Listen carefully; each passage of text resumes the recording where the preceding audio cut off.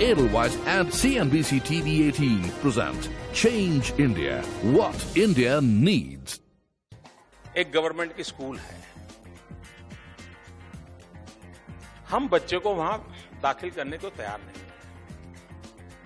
पता नहीं यार मास्टर जी कैसे होंगे, क्या पढ़ाएंगे, भरोसा नहीं है। तो मैं प्राइवेट स्कूल में जाता हूं। मैंने 15 अगस्त को एक बात कही थी। मैंने कहा था इस वर्ष मेरी इच्छा है कि हम हमारे देश में जितने स्कूल्स हैं, कोई स्कूल ऐसी न हो कि जहां बालिकाओं के लिए अलग टॉयलेट ना हो। आज कई स्कूल ऐसी हैं जहां बालिकाओं के लिए टॉयलेट नहीं है। कुछ स्कूल ऐसे हैं जहां बालक के लिए भी नहीं, बालिका के लिए भी नहीं है। अब यूं तो लगेगा क्या ये कोई ऐसा कोई काम है क्या जो प्रधानमंत्री ने, लेकिन जब मैं डिटेल में गया तो मुझे लगा कि बड़ा महत्वपूर्ण काम है, करने जैसा काम है। लेकिन मुझे उसमें, जो देश भर के स्कूल के टीचर मुझे सुन रहे हैं, मुझे हर स्कूल से मदद चाहिए, एक माहौल बनना चाहिए।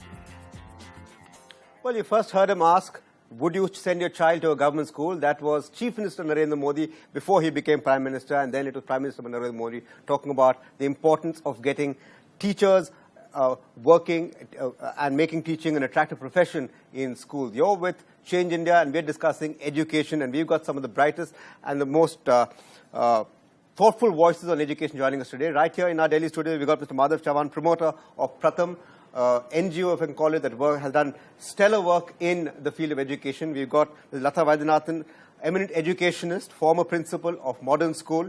Joining us from Bangalore, we've got Mr. Mohandas Pai, chairman of Manipal Global University. And from Mumbai, we've got Vidya Shah, CEO of Edelweiss Foundation. Thank you so much for joining us. Mr.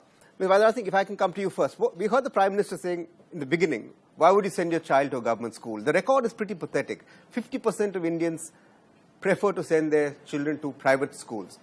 Has the government abdicated responsibility? The fact that when he spoke on September 5th, he didn't say much. There were a lot of lofty, noble thoughts, but he didn't give us much on how do you fix government school, how do you fix education. But the fact is that here he showed that there's a Prime Minister, at least, who is interested or willing to spend some time on education. Can this problem be fixed, or should the government just give this all up to the private sector? It was nice to see that the Prime Minister has taken off time from his very busy schedules and other pressing needs to focus some attention on education. That itself was a lot encouraging. But having said that, your specific question was with regard to government school education, particularly primary education. And I want to say that yes, the infrastructure, both physical and intellectual, that obtains not in urban situations, but in extreme remote areas and rural areas, I think is so pathetic that most of them, no matter whether he's a rickshaw puller or from any deprived sections of the society, wants his child in a private school. At least there he believes that the teachers will be in the classes. This is not to say that we don't find extraordinary teachers in the government sector. We do. But by and large, the attendance of teachers in schools, the kind of training and technology support they need in order to make education worthwhile, even if it is primary education in remote areas. And I think also the training of teachers that must reach them in a very periodic and a systematic way, or in an enhanced way. I see that there is no problem economically because government school teachers are paid very well. However, I think the situations that obtain within the school and around is not encouraging and motivating enough for both the child to go to a government school and also for the teachers to stay and do the needful. Okay. Let me get Mohan in on the point.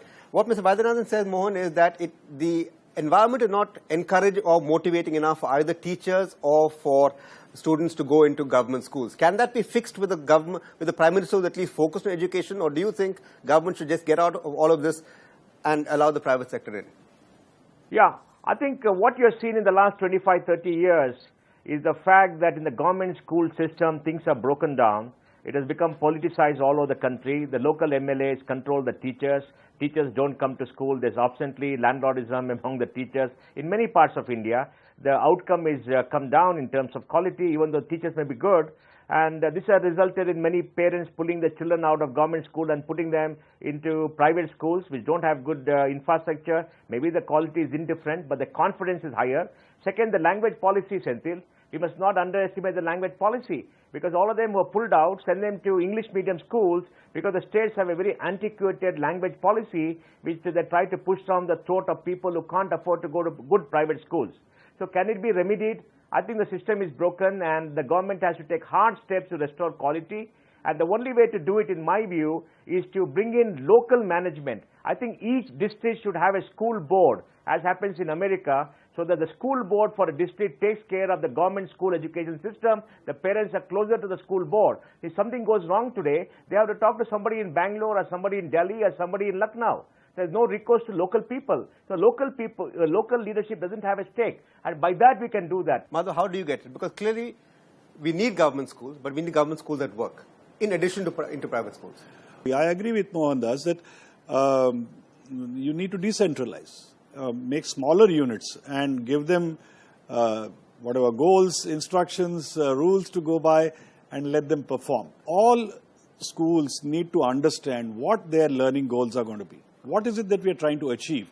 Right now, the Right to Education Act says complete the syllabus.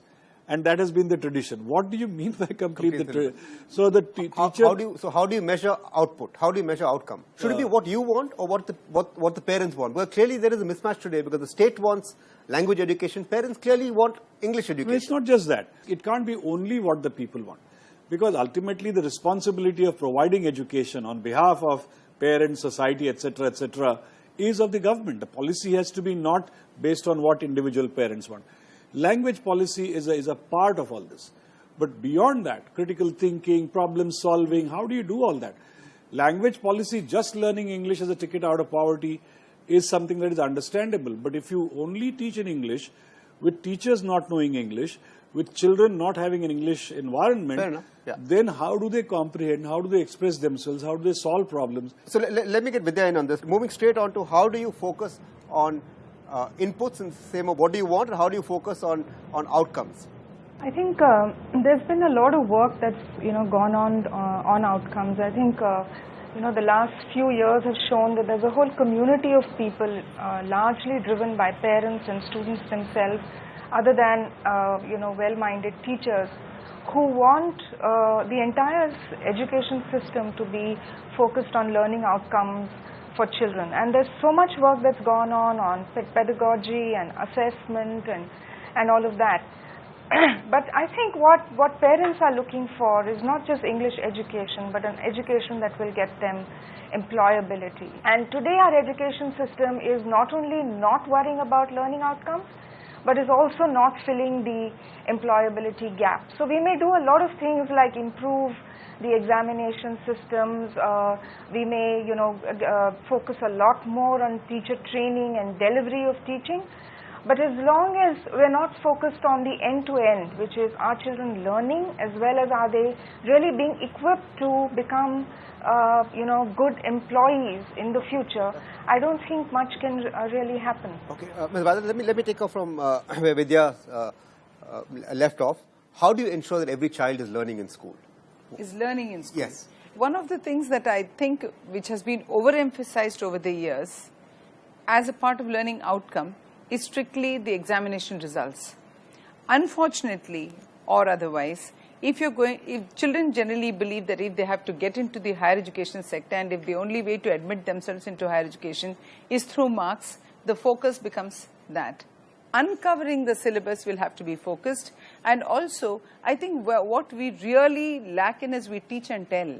We need them to ask and we need to reply. And in the process of asking, the searching, the researching, the ability to analyze, all this which becomes otherwise life skills in real life, that needs to be addressed, and it is being done in many schools. And today I think there is a marginal shift. But the other point which we talked about, the employability, so that these children are skilled and when they go out, that part of education which is there in the structure but not attended to in the manner in which it needs to be attended. For example, the so-called work experience, the SUPW, by whatever names you want to call them, and in very good schools, a lot of hours dedicated to all these areas.